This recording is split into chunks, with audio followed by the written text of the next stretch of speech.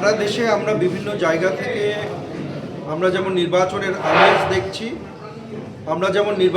আমেজ দেখছি এবং আমাদের পুরো বাংলাদেশেই বিএনপি এখন উজ্জীবিত এবং বিএনপির কর্মীরা ঘরে ঘরে যাচ্ছে এবং ঘরে ঘরে মানুষের সাথে জনসম্পৃক্ততা হচ্ছে আমাদের, কিন্তু সেই সাথে কিছু বিষয়ে আমাদের সতর্কও থাকতে হচ্ছে।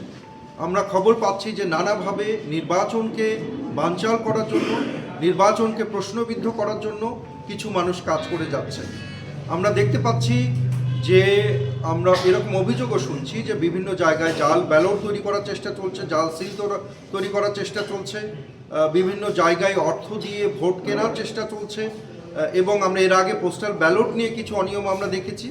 এরকম নানা অনিয়ম কিন্তু আমরা দেখছি যে আমাদের প্রতিপক্ষ জামাতে ইসলামীর পক্ষ থেকে এই অনিয়মগুলো করার চেষ্টা চলছে। সবচেয়ে সুস্বাদু হালিম রাঁধুনি হালিম, হালিম হোক রাঁধুনি হালিম।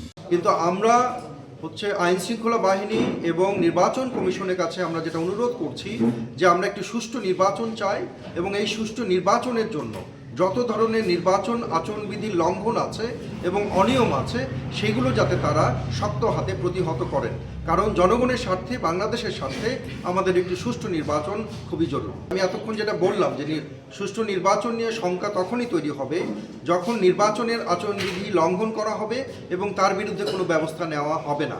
এবং আমরা বিভিন্ন জায়গায় দেখছি যে নির্বাচন আচরণবিধির লঙ্ঘনের কিন্তু ঘটনা ঘটছে এবং প্রশাসন নির্বিকার, এরকম অনেক জায়গায় আমরা দেখছি।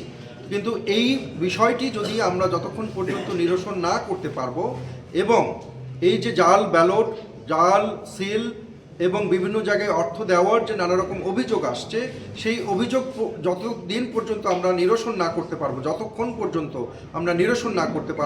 ততক্ষণ পর্যন্ত সুষ্ঠু নির্বাচন না হওয়ার একটা আশঙ্কা থেকে যায়।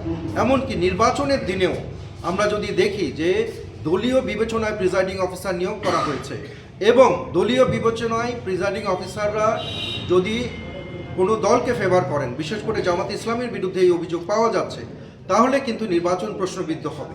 এই কারণে নির্বাচনের দিন আমাদের সতর্ক থাকতে হবে এবং এই আশঙ্কা আমাদের রয়েছে, কিন্তু আমরা সবাই ভিজিল্যান্ট বা সতর্ক রয়েছি।